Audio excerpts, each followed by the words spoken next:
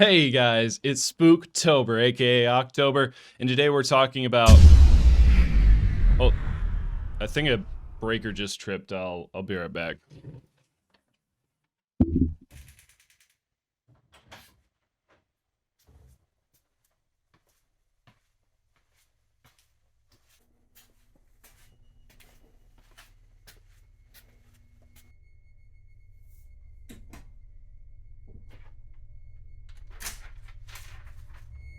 She is coming. Man, what? What am I playing Slender? What's going on here? Well, that should have worked. Ugh. Paper. Ugh.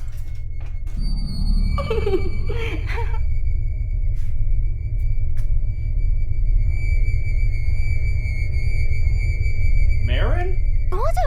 No! Oh. Just a nightmare. Anyway, Demon Slayer.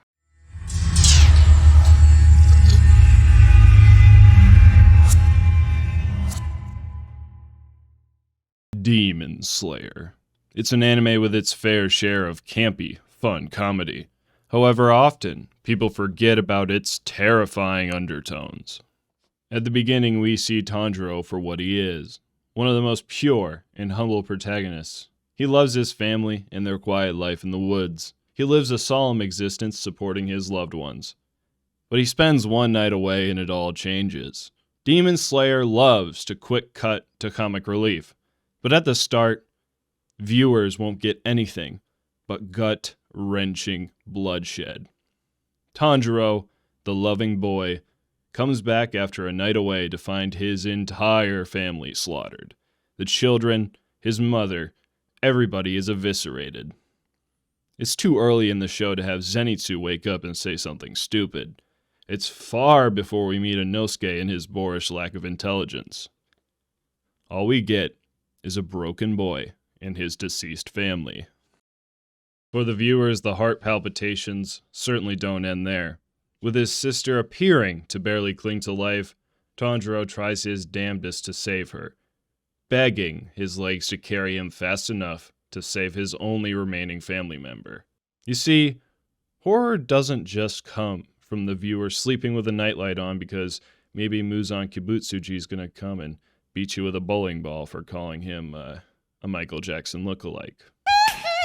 It might also come in the form of our empathetic response to someone who had their life ripped from them, and their attempt to put it back together.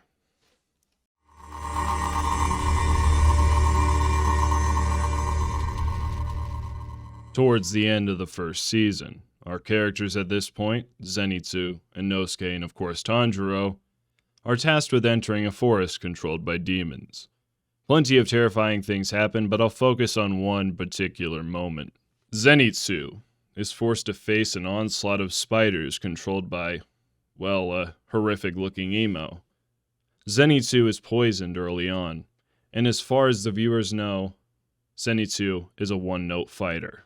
With the threat of being turned into a slave by the emo spider, Zenitsu gathers his bizarre narcoleptic power and destroys his opponents. But he's on the clock, poison running through his veins. This lone demon slayer is left with, of course, a job well done, but slowly dying while he tries in vain to slow the poison in his veins. The viewers feel the horror here in a very non-traditional but effective way. We get a mirrored sort of empathetic response to Zenitsu, who I'll admit isn't exactly the most charming fellow. My heart nearly jumped out of my mouth just now!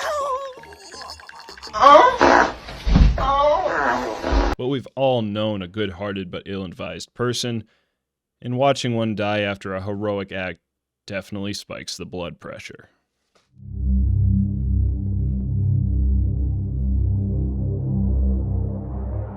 If you haven't watched the Demon Slayer movie Mugen Train, I recommend you stop this video and go watch it.